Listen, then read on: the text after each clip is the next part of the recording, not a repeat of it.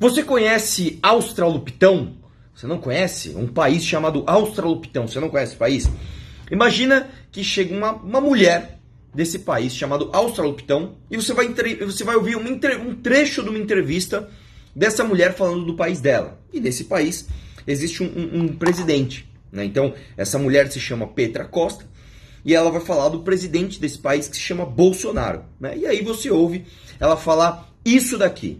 And so people saw in him someone outside the scandal that had contaminated the Brazilian political system. And also he tapped into the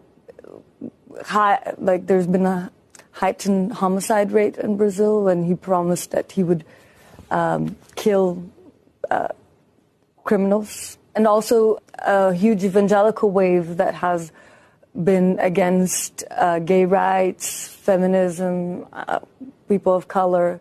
So all these kind of far-right ideals that have been growing in Brazilian society as well. And he carries that flag. I mean, he says and does, overtly, right? Yes. Since he was elected, the rate of homicides that the police has carried out in Rio has gone up by 20%.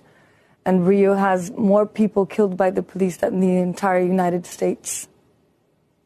Usually people of color. The city of Rio has more people killed by police. The state of Rio. The state of Rio has more deaths by police than all in the United States. Yes, which is really shocking. It's a genocide of black Brazilians that is happening in Rio every year.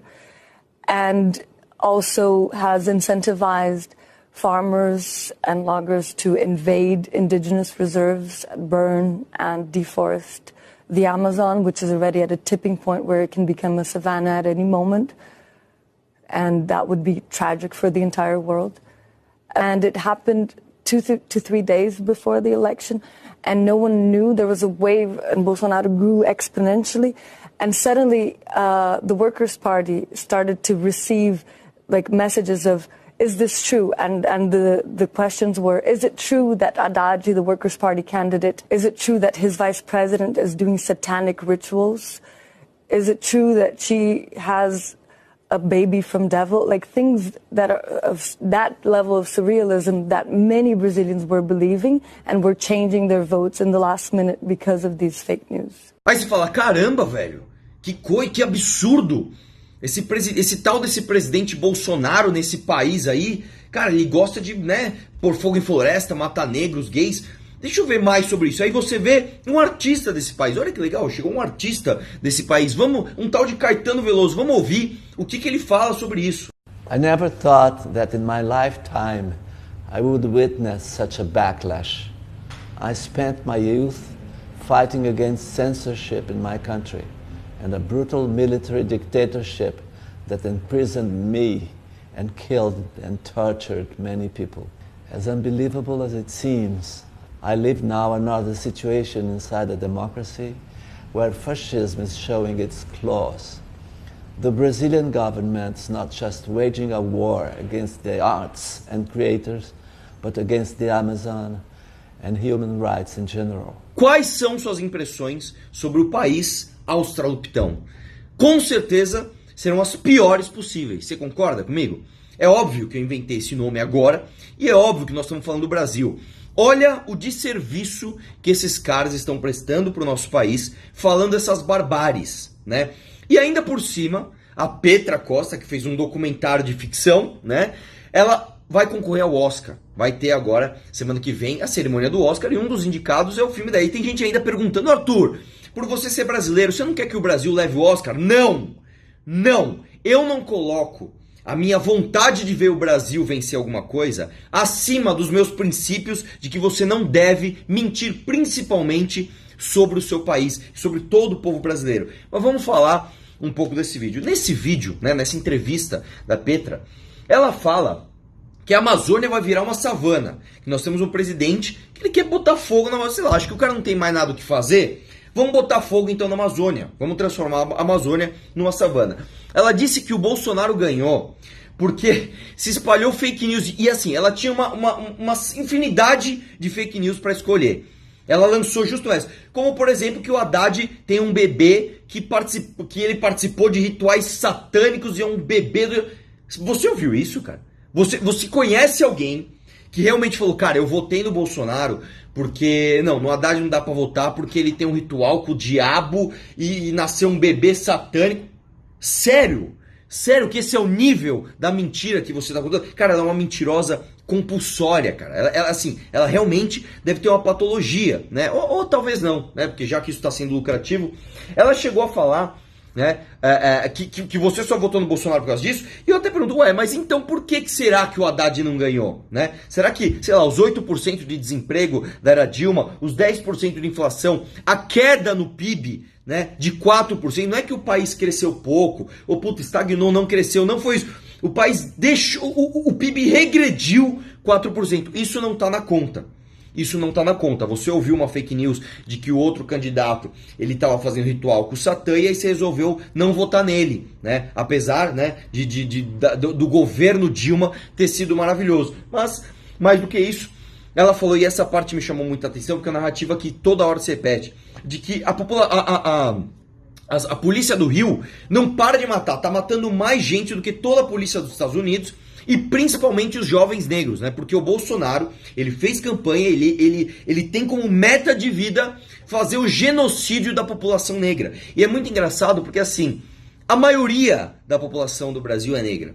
Inclusive da polícia. Eu fico imaginando na cabeça dessa pessoa, eu acho que ela acorda e pensa, meu, o policial negro, ele acorda, pega uma tabela ali de cores e fala, nossa, não vejo a hora de matar alguém com uma cor igual a minha ou mais escura. Eu não entendo de onde você tira essa lógica, que não tem. Mas enfim, o fato, isso é fato, não é opinião, é que o homicídio em 2019 caiu 22% em relação a 2018. Isso aconteceu em absolutamente todos os estados brasileiros. O Moro, inclusive, que é o ministro da Segurança Pública aqui no Brasil, ele atribui a queda, a transferência e o isolamento de chefes de quadrilha para presídio de segurança máxima, que já deveria ter sido feito há muito tempo. Ações mais rígidas na revista de visitantes a preso, inclusive tem Instagram do pessoal de polícia, etc. Muitos vídeos, até interessantes, de como mulheres de bandidos e pessoas ficam entrando com, cara, toneladas de celular, droga, um monte de coisa, né? Novo regime disciplinar nas cadeias com punições mais severas para bandidos com mau comportamento e aumento no investimento do aparato policial. Então, essa é a razão pela qual os homicídios caíram em 2019. Isso não tem absolutamente nada a ver com polícia querendo matar jovem negro. Mas, de qualquer forma, já que você está falando que a polícia do Rio é malvadona e gosta de fazer genocídio, eu gostaria muito de saber, né, se ela vai fazer um documentário ou se algum entrevistador vai se interessar por um vídeo como esse, por exemplo, de um cara chamado MC Pose do Rodo, que tem mais de 2 milhões de seguidores no Instagram. Você não tá falando de um cara com pouca influência, não. Você tá falando de um cara com 2 milhões de seguidores no Instagram, cantando pra gente com essa galera que você vai ver que uma hora um cara levanta um guarda-chuva, né? Um guarda-chuva. Dá uma olhadinha no guarda-chuva do cara, dá uma olhadinha no vídeo. Vou botar bala pra comer, escuta o que eu te falo. Dá um grito nessa porra que eu odeio o Bolsonaro. Oi, ADA é o caralho, CCP é meu peru. Ei, Bolsonaro! Pois é, cara, esse pessoal que ama bandido, aquele fuzil que você viu, eu fico imaginando que perigo se um policial, né, olha um cara com um guarda-chuva desse. A gente já teve vários casos aqui no Rio de Janeiro, por exemplo, de guarda-chuva. E decide, né, acabar com a ação de um cara desse. Mas tem que deixar, né, vai que chove, o cara tem que usar um fuzil desse, né, ou quer dizer, um guarda-chuva como esse, né, não o Globo News, mas enfim. Essa galera que fica passando pano pra esse tipo de coisa, inclusive o D2, aconteceu hoje, tá? O D2, perguntaram pra ele, pô, você não vai debater com o Arthur? E ele fez, é assim, o cara quando ele vai fugir do debate, ele precisa de um clichê. Aí ele manda um daquele, fascismo não se debate, se destrói. E novamente, o D2, tô deixando o convite pra você destruir o meu fascismo ao vivo. Pra todo mundo, cara. Eu sou o segundo deputado estadual mais votado de São Paulo, tem um canal com milhões de seguidores, você vai destruir um grande fascista, cara, você tem essa chance, mas o cara resolveu não só fugir do debate, como também, né, me bloquear das redes dele, né, o cagão, você não é o cara da atitude e tal, mas enfim, para você eu vou deixar um trecho da sua própria música.